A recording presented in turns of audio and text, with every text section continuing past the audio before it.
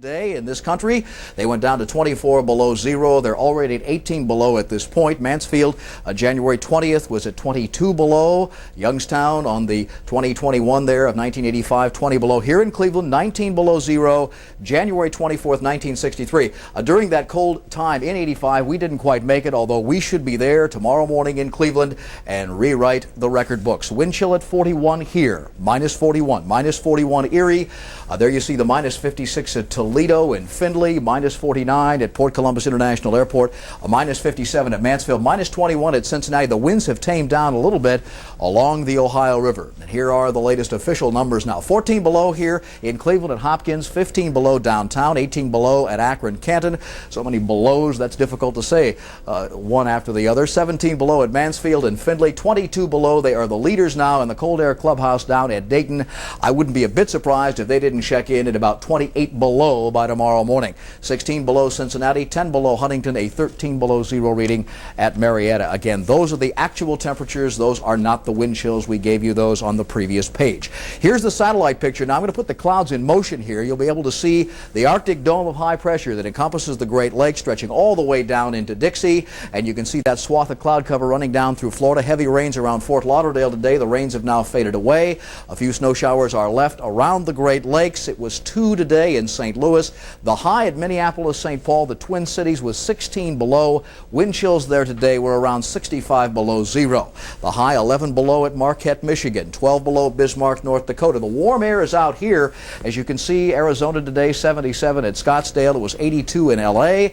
The cold air dipping all the way down through Texas tonight. Zero readings are in the forecast for Atlanta tonight. Brutally cold there. The minus figures through the Tennessee Valley. And there you see the brutal air that is around the Great Lakes, stretching all the way up. And once again, the wind chill index reading in Cleveland, Hopkins International, stands at 41 below zero. And that is cold.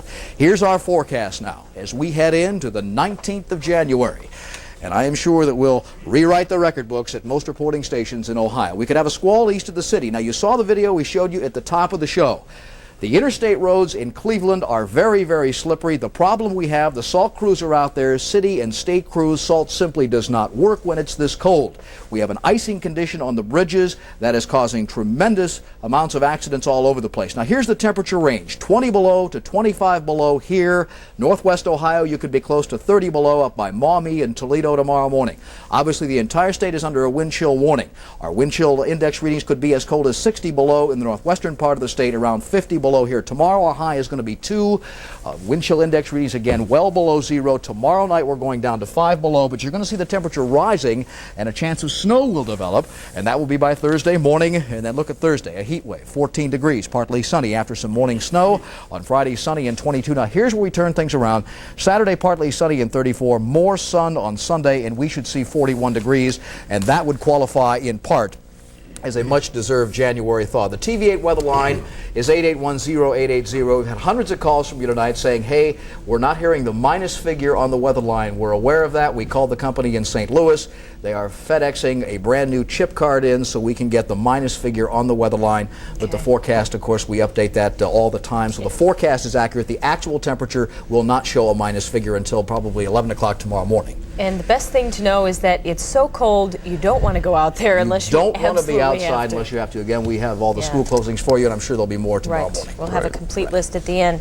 Well, Mark, you know, the baseball owners are not... Cleveland's own 24-hour newsroom. Tim Taylor, Denise Dufala, Casey Coleman on sports, and Nick Goddard with weather. This is Cleveland's own News Center 8. Good evening, everyone. Thank you for joining us. Here's what's happening, and this will be a day to tell the grandkids about.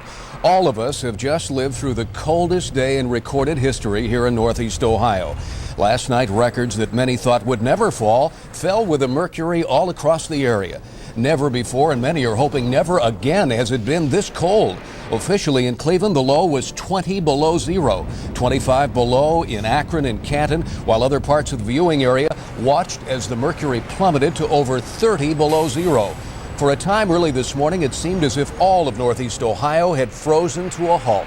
And all across Northeast Ohio, schools and businesses closed. Transportation either shut down or failed to even get going. And power outages added fear to the freeze for many. Within the hour, word the cold has even closed down the federal government in Washington, D.C., literally freezing the nation in its tracks. News Center 8's Martin Savage is back out in the cold tonight with more on the date that's bound to go down in frozen infamy. Marty?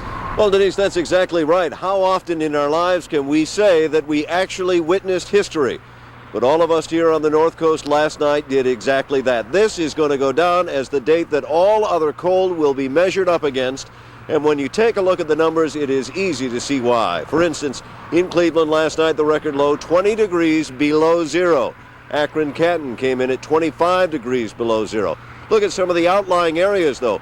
Burton came in at 32 degrees below zero. And Possum Run Road, it was 36 degrees below zero. You can bet the possums weren't running there last night. And sure, it's easy to joke about it now, but for all of us, it was no joke last night. We may be on the verge of the 21st century, but overnight, Northeast Ohio was transported back to the Ice Age. The bitter cold affected everything, living or mechanical. In some places, it ground to a halt. Other times, on area roadways, it smashed to a halt. As salt failed, rubber froze, and highways became demolition derbies, forcing many to close. The mechanical casualties littered the landscape, the fate of their drivers a bitter mystery. The Arctic blast knocked out power in many areas, and that meant no heat for thousands. Police and CEI both suggested that we start draining the pipes and putting antifreeze in and the whole thing in case this lasts a long time. Which we're trying to avoid doing. It's pretty cold.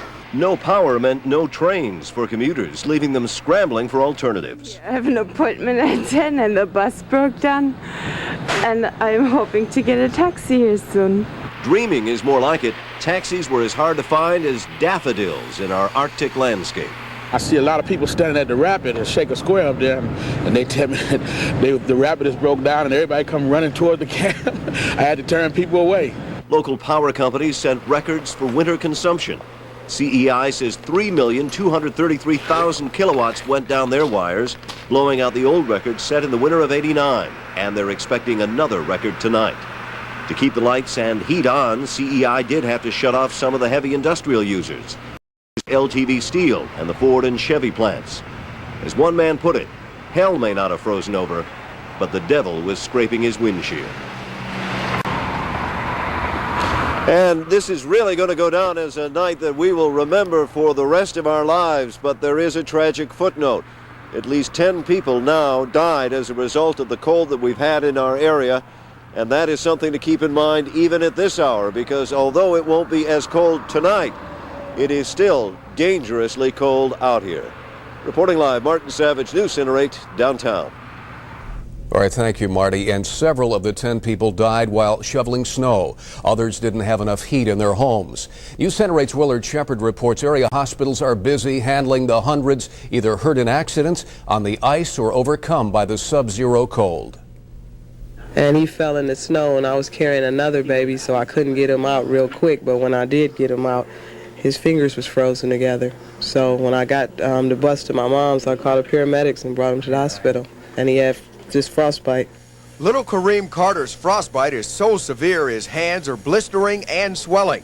This afternoon, the hospital's clown came by to cheer him up, and doctors too brought good news. Kareem might need surgery, but won't lose his fingers. On this day we'll all remember, nurses are trying to relieve the pain the bitter cold is dishing out.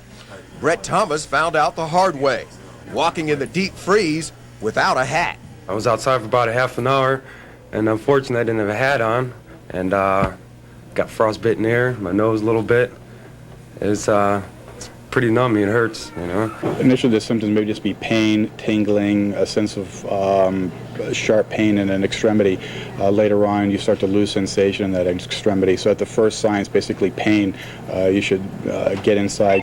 Emergency medical workers have their hands full treating those injured in car accidents, slipping on the ice, and some who just stayed outside too long. We've had people come with low body temperature, particularly the elderly, hypothermic. The elderly are more prone and susceptible to it. The key is staying warm, so follow these tips. Dress heavily and in layers. If you feel any tingling in your hands or feet, get inside immediately. And if you have any type of respiratory illness, stay in. Going out could